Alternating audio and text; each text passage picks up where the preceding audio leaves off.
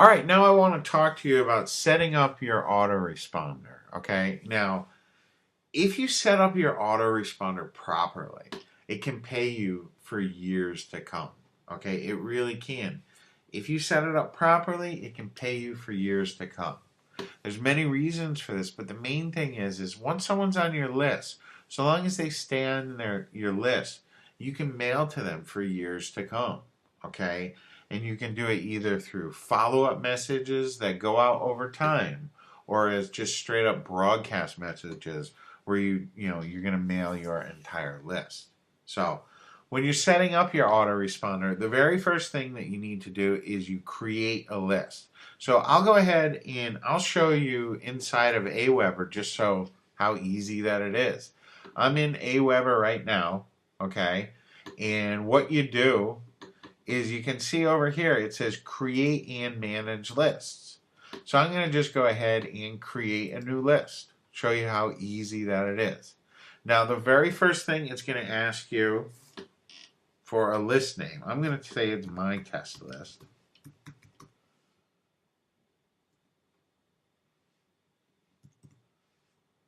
Okay, we're going to name it and then give it a description, my test list test.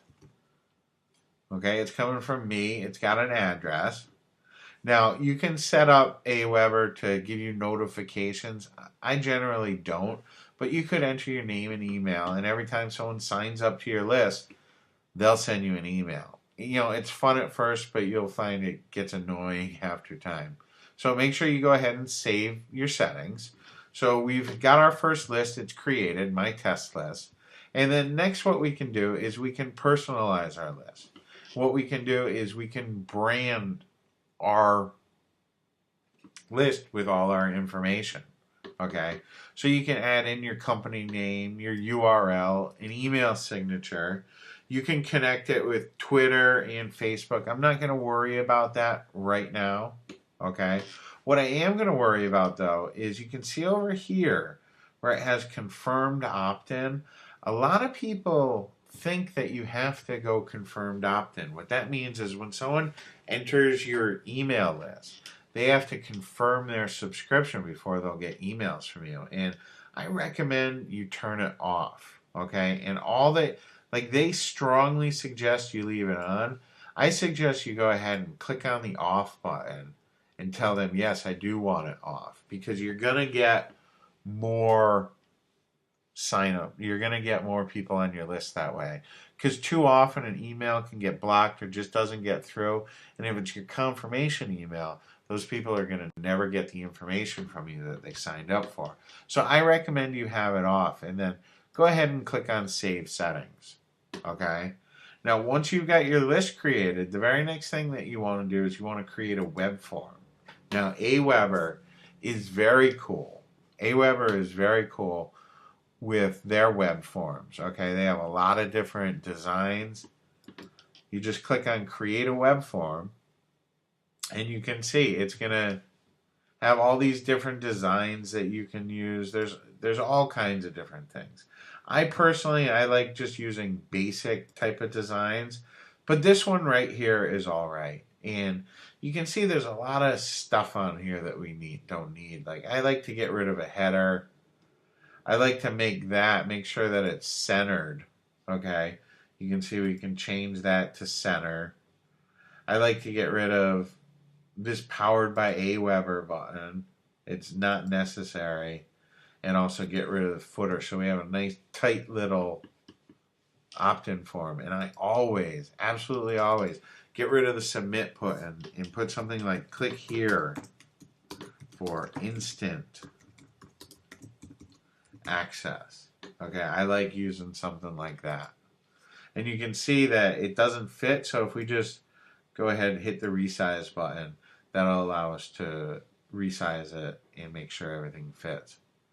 And we can go ahead, go to step 2. Now, this is very, very, very important, okay? This thank you page, it needs to be, you need to put in a custom URL. It needs to be your OTO page. The very first thing that people are going to see needs to be your OTO page. Okay, so make sure that you put in your OTO page. That's extremely, extremely important. Okay, and I also like to have my already subscribed page be the OTO. So if someone's already on the list, I like to go ahead and show them that OTO, even if they try to sign up again. And then we go ahead and save our web form. Okay, and then the next step is it's going to ask you, where are we going to publish this? And then you just go ahead and you can get the code right from Aweber, and you paste this code right into your web page. Okay, it's really easy to do. But like I said, the most important part about this is to absolutely make sure that the very first thing that people see after they opt in is your OTO page. That's very important. Okay. The next thing that you're going to do is you're going to add follow-up autoresponders that are going to go out over time. Okay, you can have anywhere between 1 and 100 different follow-up messages that go out to subscribers over time.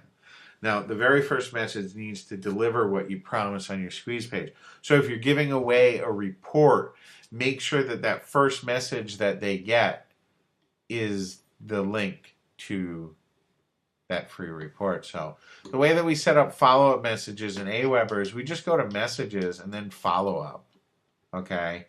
And what we're going to do is we're going to create a follow-up message. So if we just click on, I like to just create plain text messages as opposed to HTML, but that's okay. If you want to use HTML, you certainly can. And what you do is you put in a subject line. Mine is going to be, thanks for signing up.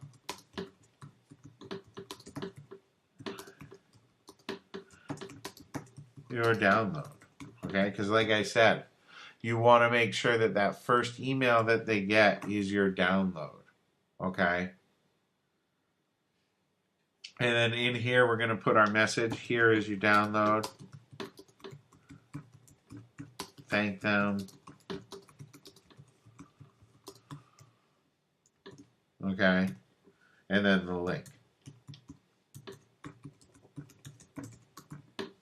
Okay, very easy, very simple.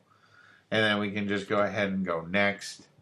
They're going to ask us, do we want to track clicks on website links in this message? Yeah, I like tracking my clicks. And then it's going to save and exit out of there. Okay. And this email, the first email is always going to go out as soon as they sign up. That's what this interval is.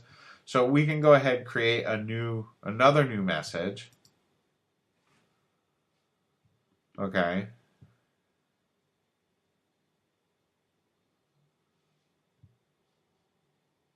And we can go, this is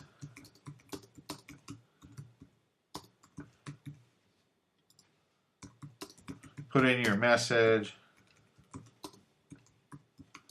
promote your OTO,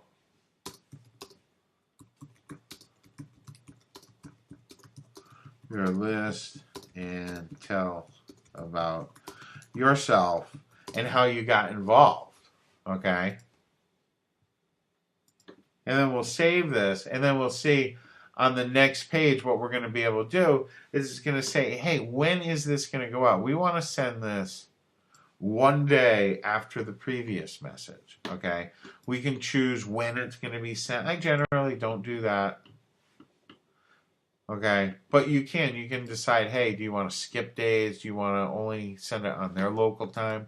What time do you want to send this by? All kinds of neat things. Okay, but the important thing is we're going to load up. Okay, we're going to load up our autoresponder messages that go ahead and deliver, right? That deliver our messages out over time. Okay, like I said, that first email message needs to deliver what you promise on your squeeze page. All right, your follow-up messages. It should be a combination of free information and promotional messages, okay? It shouldn't all be promotional and it shouldn't all be free. Your first few messages, though, They should not promote any affiliate offers at all. Okay? You should only be promoting your own offers, either your OTO or your upsell, okay, or any other products that are related that you own. But don't send off traffic to an affiliate offer. And get personal with your list. Share some stories and interact with them. Don't just sell to them, okay? A list is living. It's not just numbers. There's people on those lists. Get interaction. Ask questions of your list. Interact with them. Be personal. And you're going to find your list will treat you very well.